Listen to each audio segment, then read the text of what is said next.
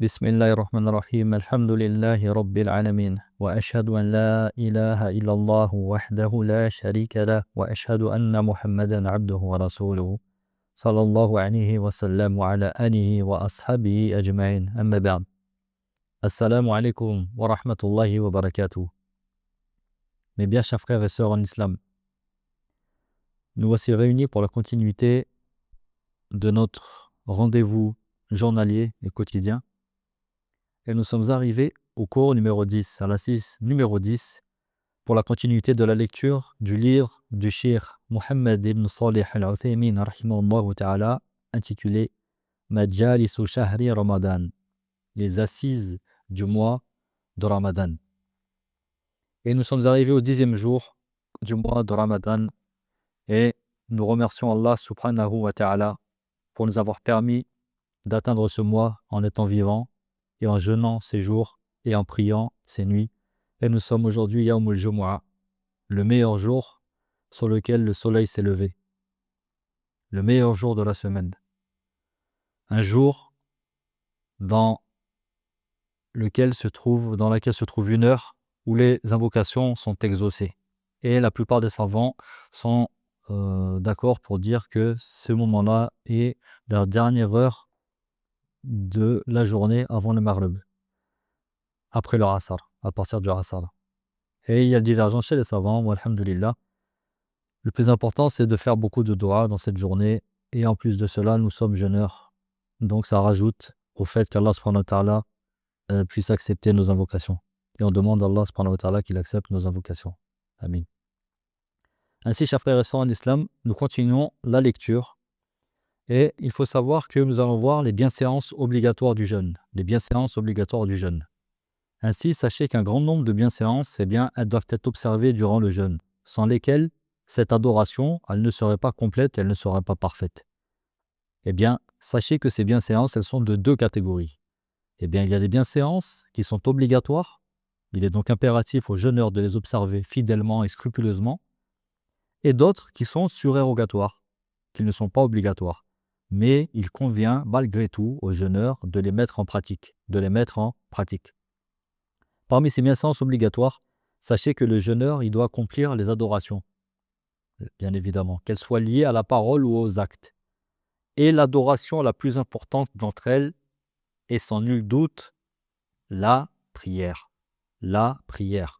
qui est le plus important pilier de l'islam après les deux attestations de foi. Le premier pilier, Ashhadu an la ilaha illallah, Ashhadu anna Muhammadan Rasulullah sallallahu alayhi wa sallam. Le deuxième pilier, Iqamis salah, accomplir la prière. Il est donc indispensable de l'accomplir de façon régulière, en observant scrupuleusement ses piliers, en observant scrupuleusement ses obligations et ses conditions. Et le musulman, il doit l'accomplir à l'heure. Le musulman doit accomplir la prière à l'heure. Et il doit l'accomplir en groupe à la mosquée. Car cela fait partie de la piété pour laquelle le jeûne fut prescrit à la communauté. Sachez qu'Allah subhanahu wa ta'ala nous dit, après avoir évoqué un certain nombre de prophètes, d'accord, et de messagers, dans la sourate Maryam, le chapitre 19, au verset 59 et au verset 60, Allah subhanahu wa ta'ala nous dit فَخَلَفَ مِنْ بَعْدِهِمْ خَلْفٌ أَضَاعُوا الصَّلَاةَ وَاتَّبَعُوا الشَّهَوَاتِ فَسَوْفَ يَلْقَوْنَ غَيًّا إِلَّا مَنْ تَابَ وَآمَنَ وَعَمِلَ صَالِحًا فَأُولَٰئِكَ يَدْخُلُونَ الْجَنَّةَ وَلَا يُظْلَمُونَ شَيْئًا. Dans son sens, en français, puis leur succédèrent des générations qui délaissèrent la prière et qui suivirent leur passion. Ils se trouveront bientôt en perdition. À l'exception de ceux qui se repentent, qui croient et qui font le bien. Ceux-là entreront au paradis et ne seront point lésés. Certains jeûneurs négligent la prière en groupe, alors qu'ils sont concernés par son obligation. Et Allah Ta'ala, il a ordonné dans son livre, au chapitre 4, sourate les femmes, sourate An-Nisa, au verset 102, il a ordonné dans son livre en nous disant وإذا كنت فيهم فأقمت لهم الصلاة فلتقم طائفة منهم معك وليأخذوا أسلحتهم فإذا سجدوا فليكونوا من ورائكم ولتأتي طائفة أخرى لم يصلوا فليصلوا معك وليأخذوا حذرهم وأسلحتهم. Dans son sens en français, Allah Ta'ala nous dit « Et lorsque tu te trouves parmi eux et que tu les diriges en prière, qu'un groupe d'entre eux se mette debout en ta compagnie, en gardant leurs armes. Lorsqu'ils ont terminé la prosternation, c'est-à-dire lorsqu'ils ont terminé la prière, qu'ils passent derrière vous et que vienne l'autre groupe qui n'a pas encore célébré la prière. Eh bien qu'ils prient avec toi en prenant leurs précautions et en portant leurs armes. » Allah subhanahu wa ta'ala, on voit à travers ce verset qu'il nous a imposé la prière en groupe même pendant la guerre. Imaginez-vous, même pendant la guerre, la prière est obligatoire. Alors qu'en temps de guerre, il y a la peur d'être tué par l'ennemi, il y a la peur d'être capturé par l'ennemi, il y a la peur de perdre ses proches. Et bien Allah subhanahu wa ta'ala, il nous a quand même ordonné, dans un moment comme celui-ci, de faire la prière. Alors que dire dans un moment où nous sommes en sécurité et en paix? Allah nous a donc imposé la prière en groupe pendant la guerre et en situation de grande peur. Qu'en est-il alors en temps de paix et de sécurité? Abu Huraira radiallahu anhu il rapporte un homme aveugle, il vint trouver le messager d'Allah sallallahu alayhi wa sallam, il lui dit: Ô messager d'Allah, je n'ai personne pour me conduire à la mosquée. Le prophète sallallahu alayhi wa sallam lui permit alors de prier chez lui. Alors qu'il était en train de s'en aller sur le retour, le prophète sallallahu alayhi wa sallam le rappela et lui demanda: Est-ce que tu entends l'appel à la prière? Il répondit oui. Alors le prophète sallallahu alayhi wa sallam dit alors réponds-y, c'est-à-dire alors accomplis la prière à la mosquée en groupe, parce que tu entends l'appel à la prière. Le prophète sallallahu alayhi wa sallam, il ne lui a pas permis de prier chez lui alors qu'il était aveugle et que personne ne pouvait l'y conduire. Ainsi, celui qui délaisse la prière en groupe, il aura non seulement délaissé une pratique obligatoire, mais se sera privé d'une récompense énorme et d'un grand bien et de la multiplication de bonnes actions. Pourquoi? Parce que la récompense de la prière en groupe, elle est décuplée, chers frères et sœurs en islam. Comme le rapporte Ibn Omar, qui dit, le prophète sallallahu alayhi wa sallam a dit, la prière en groupe est meilleure que la prière effectuée seule de 27 degrés. La prière en groupe est meilleure que la prière effectuée seule de 27 degrés. C'est comme si à chaque prière, on vous disait, voilà, tiens, à chaque fois que tu pries, on va te donner 1 euro, par exemple. Eh bien, à chaque fois que tu prieras à la mosquée, en groupe, on te donnera 27 euros. On te donnera 27 euros. Voilà, c'est pour montrer un parallèle. Ainsi, il sera également privé des bienfaits sociaux de la prière en groupe. Pourquoi? Parce qu'en effet, la prière là, en groupe à la mosquée, elle permet d'instaurer de l'amour et de l'affection entre les croyants. C'est aussi un moyen à l'ignorant de se cultiver religieusement et aux besogneux de trouver de l'aide. Et oui, parce que ceux qui fréquentent les mosquées, vous verrez qu'il y a des cours qui sont dispensés dans les mosquées en général. Et donc celui qui est ignorant, qu'est-ce qu'il va faire là-bas s'il vient prier en groupe à la mosquée? S'il y a un cours, il pourra s'asseoir, il pourra profiter et apprendre sa religion. Et la mosquée aussi, comme il y a des personnes qui viennent prier là-bas et qu'il y a du monde, certaines personnes, elles sont dans le besoin. Elles peuvent venir et demander de l'aide, que ce soit financière ou autre. Donc c'est un lieu social. Et en délaissant la prière en groupe, le musulman il s'expose à de lourdes sanctions et risque de ressembler à qui? Aux hypocrites. Risque de ressembler aux hypocrites. Abu Huraira radiallahu anhu rapporte que le prophète sallallahu alayhi wa sallam a dit: les prières les plus pénibles pour les hypocrites, ce sont la prière du Aïcha et c'est la prière du Fajr. S'ils connaissaient leur récompense, ils s'y rendraient même en rampant. J'ai songé à annoncer la prière et à ordonner à quelqu'un de la diriger, puis à m'en aller avec d'autres hommes portant des fagots de bois afin de nous rendre chez des gens qui n'accomplissaient pas la prière à la mosquée pour brûler leur maison. Abdallah ibn Mas'ud radiallahu anhu rapporte que celui qui serait heureux de rencontrer Allah subhanahu wa ta'ala demain, c'est-à-dire le jour de la résurrection en étant musulman, observe assidûment ses prières là où on y fait l'appel, c'est-à-dire dans les mosquées. Car Allah Ta'ala a prescrit à votre prophète les voies de la guidée et ses prières en font partie. Si vous priez dans vos demeures, comme le fait cet homme qui ne vient pas à la mosquée, vous aurez délaissé la sunna de votre prophète sallallahu alayhi wa sallam. Et si vous délaissez la sunna de votre prophète sallallahu alayhi wa sallam, eh bien vous vous égarez.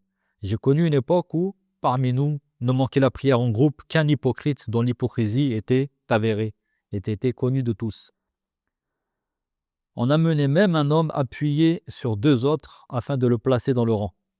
C'est-à-dire que parfois des gens, ils étaient malades, ils n'arrivaient plus à marcher, eh bien qu'est-ce qu'on faisait? On portait cette personne et on l'amenait dans le rang pour prier avec les prieurs. Là, j'ouvre une parenthèse, chers frères et sœurs en islam. Quand on dit que la prière est obligatoire, en groupe à la mosquée, c'est pour celui qui est capable et qui a la capacité d'entendre l'appel à la prière de chez lui. C'est-à-dire que la personne, elle est chez lui et elle arrive à entendre l'appel à la prière. Si elle arrive à entendre l'appel à la prière, il est obligatoire de répondre à cet appel. Il est obligatoire de répondre à cet appel. Et c'est une obligation pour elle d'aller prier à la mosquée, sinon elle est pécheur. D'accord? Sinon, elle est pécheur. Maintenant, quand on dit elle doit entendre l'appel à la prière, c'est-à-dire qu'elle doit entendre l'appel à la prière sans les micros. Elle est capable d'entendre l'appel à la prière sans les micros. Pourquoi? Parce qu'à l'époque, il n'y avait pas les micros. Aujourd'hui, les micros, ils sont là pour quoi? Ils sont là pour amplifier le son, pour que tout le monde puisse savoir que c'est l'heure de la prière. Mais c'est pour ceux qui sont concernés par cet ordre, c'est ceux qui sont capables d'entendre le adhan, l'appel à la prière, sans les micros, si le muezzin, donc celui qui appelle à la prière, faisait l'appel à la prière dehors, en haut des minarets ou dehors. Je referme la parenthèse. Ainsi, faire la prière, ainsi, certains jeûneurs, ils se laissent aller et ils dorment aux heures de la prière. Il y a des jeûneurs, voilà, qui se laissent aller et ils dorment aux heures de la prière. Et bien, ceci constitue l'une des désobéissances les plus graves et l'une des pires manifestations de son délaissement. Au point où certains savants, ils ont dit que la prière de celui qui la retarde, en dehors de son temps, légal, sans excuse valable, il ne sera jamais accepté. Ne sera jamais accepté, même s'il faisait 100 prières. Donc, celui qui retarde la prière et qui la fait sortir de son temps. Encore une fois, on a déjà dit dans plusieurs cours, mais on le répète, quand on dit sortir de la prière de son temps, c'est-à-dire que la prière, par exemple, du Asr, elle est à 16 heures. D'accord? La prière du Asr, elle est à 16 heures. La prière du Asr, c'est la troisième prière de la journée. C'est celle du milieu de la journée. Elle est à 16 heures. Ensuite, la prière du Maghrib, le coucher du soleil, il est à 18h30. Il est à 18h30. Vous avez le temps de faire la prière du Asr de 16 heures à 18h20, on va dire, pour prendre des précautions, de 16 heures à 18h20. Si vous dépassez 18h30 pour faire la prière du Asr, cette prière n'est pas acceptée. Quand bien même vous la rattrapiez, elle n'est pas acceptée. Et surtout, ça, c'est sans excuse valable. Sans excuse valable. Vous pourriez faire 100 prières pour compenser, Allah n'accepterait pas cette prière. Le prophète sallallahu alayhi wa sallam a dit « Celui qui fait une action qui est étrangère à notre religion, elle ne sera jamais acceptée. Celui qui fait une action qui n'est pas conforme à la sunna, que le prophète sallallahu alayhi wa sallam n'a jamais fait, elle ne sera pas acceptée. Celui qui retarde la prière de son temps légal et qui l'a fait après, le prophète sallallahu alayhi wa sallam, il ne l'a jamais fait.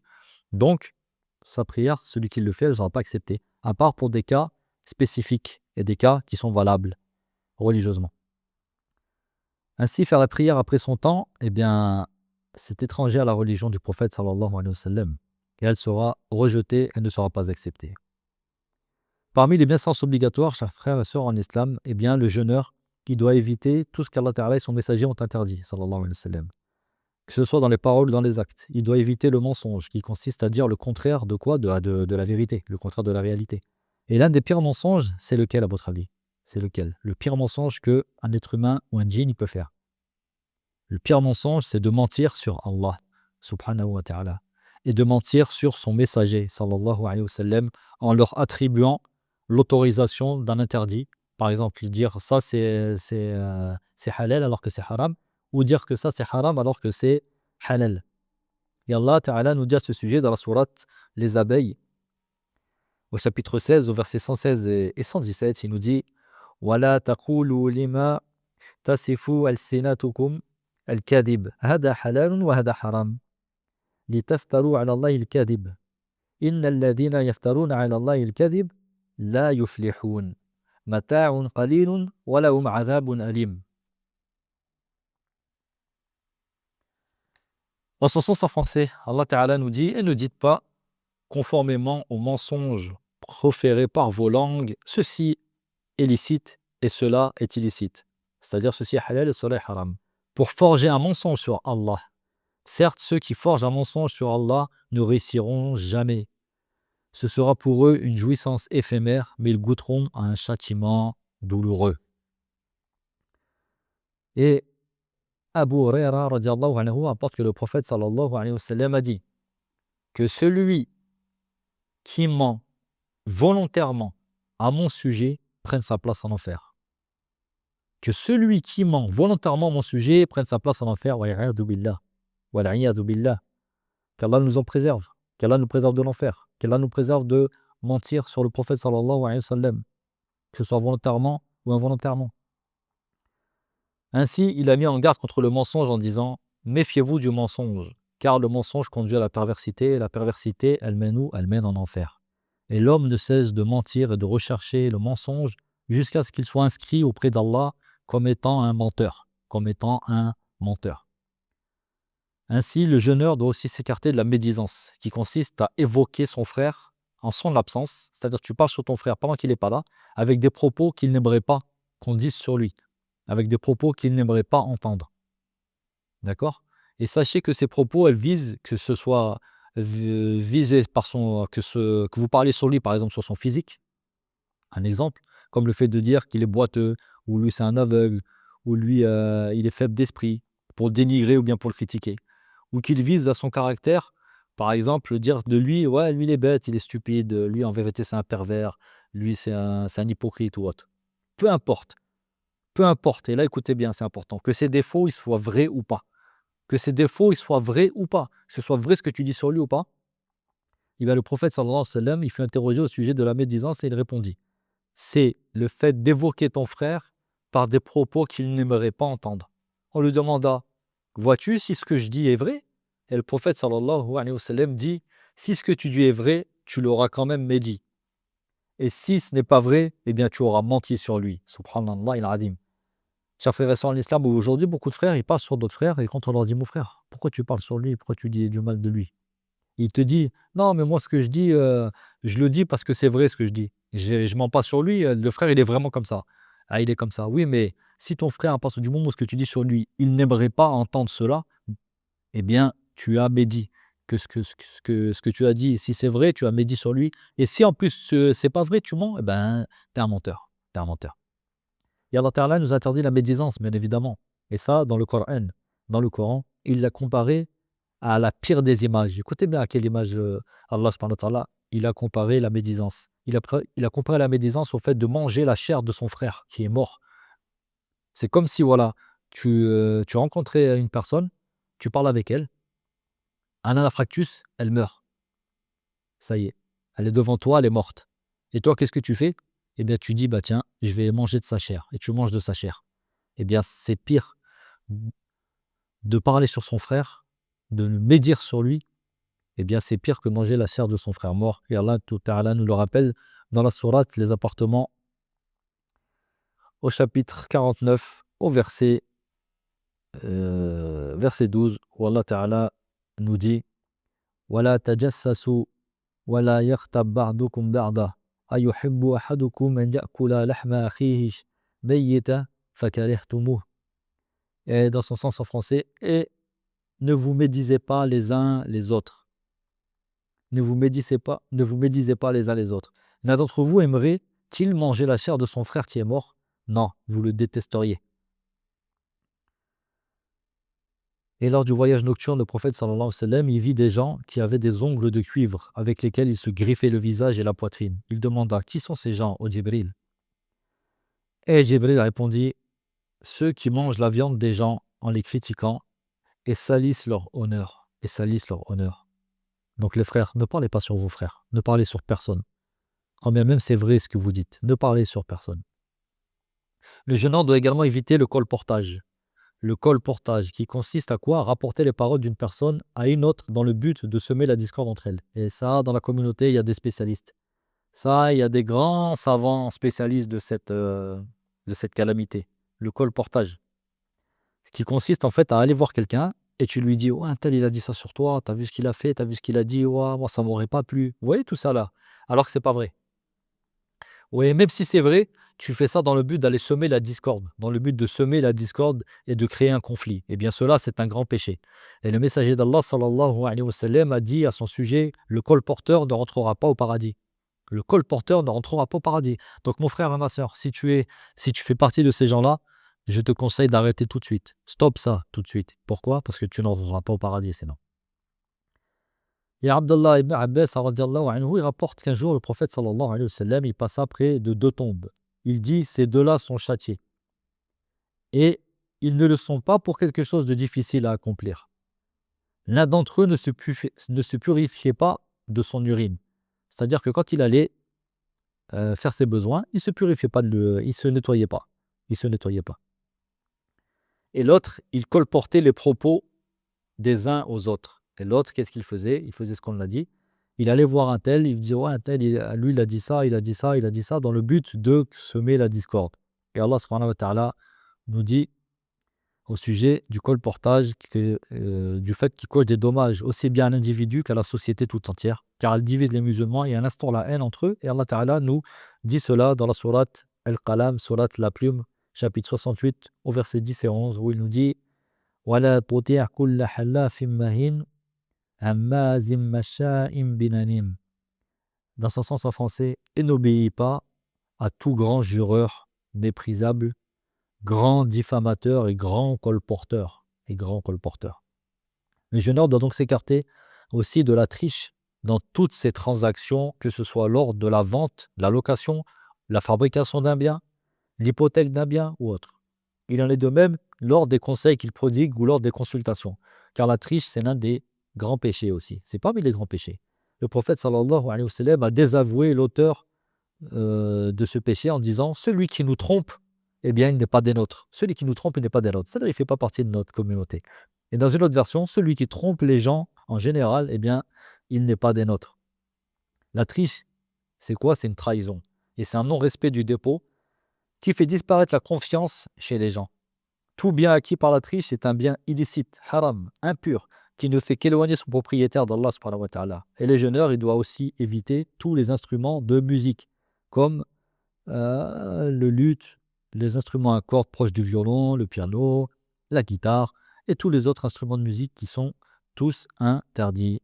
Et ils le sont encore plus lorsqu'ils sont accompagnés de chants aux voix mélodieuses et attrayantes. Et Allah subhanahu wa ta'ala nous dit dans la sourate Luqman, chapitre 31, au verset 5: وَمِنَ النَّاسِ مَنْ يَشْتَرِي لَهْوَ الْحَدِيثِ لِيُضِلَّ عَنْ سَبِيلِ اللَّهِ بِغَيْرِ عِلْمٍ وَيَتَّخِذَهَا هُزُوًا أُولَٰئِكَ لَهُمْ عَذَابٌ مُّهِينٌ.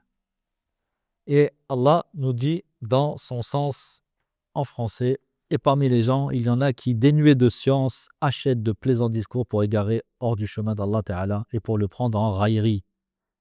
Ceux-là auront un châtiment avilissant. Il est rapporté authentiquement aussi que Abdullah ibn Mas'ud radiyallahu anhu a dit: je jure par celui qui mérite d'être adoré, en parlant d'Allah Ta'ala, que ce qui est cité dans le verset que nous venons de lire, eh bien, c'est la musique, c'est la chanson. Et cet avis, c'est également l'avis de Ibn Abbas, radiyallahu anhu, de Ibn Omar, radiyallahu anhu, de l'imam Ibn Kathir, rahimahullah, qu'il a relaté selon Jabir, Ikrima, Sa'id ibn Jubair et Mujahid. Al-Hassan a dit: ce verset fut révélé au sujet de la chanson et des instruments avant. Ainsi, le prophète sallallahu alayhi wa sallam a mis en garde sa communauté contre les instruments de musique et les a associés à la fornication en disant: il y aura dans ma communauté des gens qui autoriseront la fornication, le port de la soie pour les hommes, l'alcool et les instruments de musique. Rapporté par Al-Bukhari. Et il y a aussi la fornication. Et la fornication au point où les gens la feront comme si elle était permise. Comme si elle était permise. Et à notre époque, cela s'est produit, subhanallah. Certaines personnes se mirent à utiliser ou écouter des instruments comme s'ils étaient autorisés. Les ennemis des musulmans ont ainsi se sont réunis et ont réussi à tromper les musulmans et à les détourner de l'évocation d'Allah et des choses importantes qui concernent leur pratique religieuse ou leur vie mondaine. Et combien de frères sont dans les cafés à écouter de la musique ou regarder des matchs de foot alors que la prière a retenti, que l'appel à la prière est en train de se faire. Et ils restent là car ils sont omnibulés et ils ont été piégés par le piège de Shaitan. Un grand nombre de musulmans se sont mis à écouter des chants plus qu'ils n'écoutent la lecture du Coran. Et ça, c'est une calamité aussi, c'est un grand malheur. Les gens, ils écoutent plus de musique qu'ils écoutent le Coran.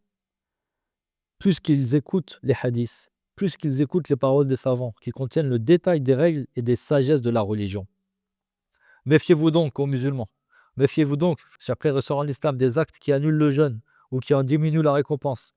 Préservez votre jeûne des mauvaises paroles et des mauvaises actions. Le prophète sallallahu alayhi wa sallam a dit « Celui qui ne délaisse pas les mauvaises paroles, les mauvaises actions ou mauvais comportements, eh bien Allah n'a nul besoin qu'il se prive de sa nourriture et de sa boisson. » Subhanallah, si tu as un mauvais comportement pendant le jeûne, si tu as des mauvaises paroles, si tu fais des mauvaises actions, sache qu'Allah, il n'a pas besoin que tu te prives de boisson et de nourriture. Il n'a pas besoin de cela, subhanallah. Jabir, radiallahu anhu, a dit, lorsque tu jeûnes, préserve ton ouïe, préserve tes oreilles, n'écoute pas des choses futiles, n'écoute pas de la musique, n'écoute pas de mauvaises choses, préserve ta vue, ne regarde pas n'importe quoi. Stop. Ne regarde plus la télé pendant au moins un mois pendant le mois de Ramadan, à part si tu veux avoir des informations concernant ce qui se passe dans le monde, donc tu regardes les infos ou autre, mais préserve ta vue, préserve ta langue, ne parle pas sur les gens, dis que des mauvaises paroles, subhanallah, dis que des bonnes paroles, ne dis pas de mauvaises paroles.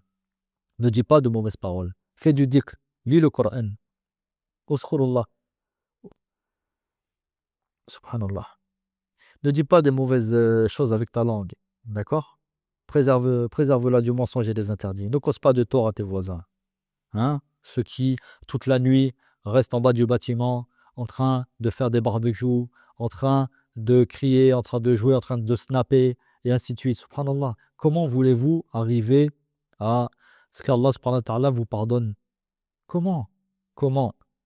Les personnes vont faire dua contre vous, les personnes vont invoquer contre vous. Et la dua de l'opprimé, il n'y a pas de voile entre elle et Allah subhanahu wa ta'ala. Donc mes frères et sœurs en islam, pour ceux qui restent en bas des bâtiments toute la nuit, qui crient, qui jouent, eh bien cessez de le faire, car cela va vous causer du tort. Vous ne causez que du tort à vous-même. Ainsi ne cause pas de tort à tes voisins et pars-toi de recueillement et de quiétude.